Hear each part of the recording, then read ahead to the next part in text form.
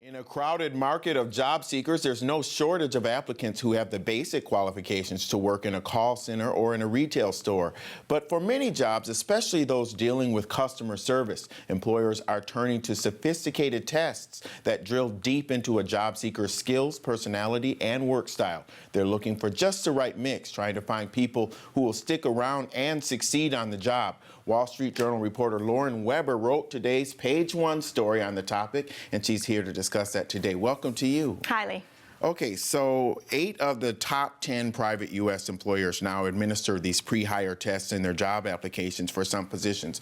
What are they looking for in these tests? They're looking for people who will do well at the job, who will become high performers or at least good performers and not be the kind of person they're going to have to fire a few months down the road or who will leave of their own volition a few months down the road. And we have some examples of the test questions here. Okay, the extroversion thing. Sure. Extroversion would tell you how social somebody is. Is this somebody who's going to do well in a job where they're interacting a lot with people, or is this somebody that should be working in the warehouse and not dealing too much with customers? Okay, let's do one more. Agreeableness. This is sort of a similar one. It's, I think it has to do with empathy. You know, is this somebody who's going to be a very good listener with individuals? Now, for a call center job, I mean, I should say it's really it's an art and a science how you apply these kinds of traits.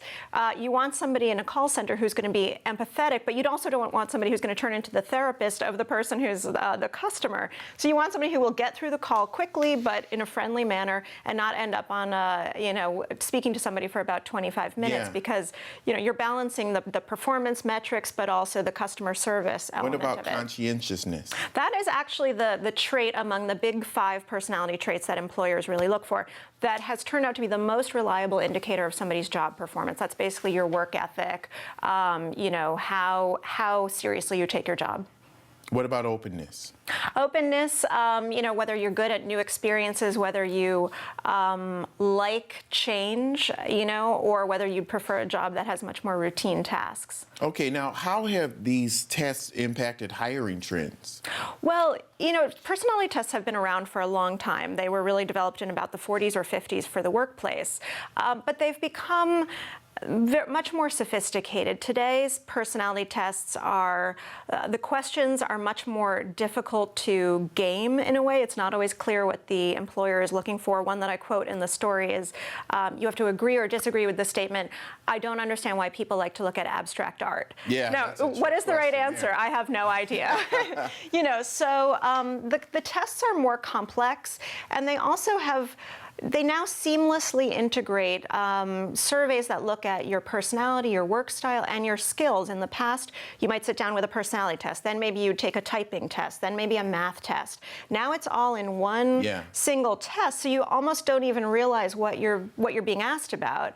And it can get at a lot of deeper information about somebody. Is it possible to cheat on these? Well, it's interesting. Cheating was a big issue with the earlier versions of personality tests because, often you would just go into a room and use a number 2 pencil to fill out bubbles. It was easy to sort of copy that down the questions and create an answer key.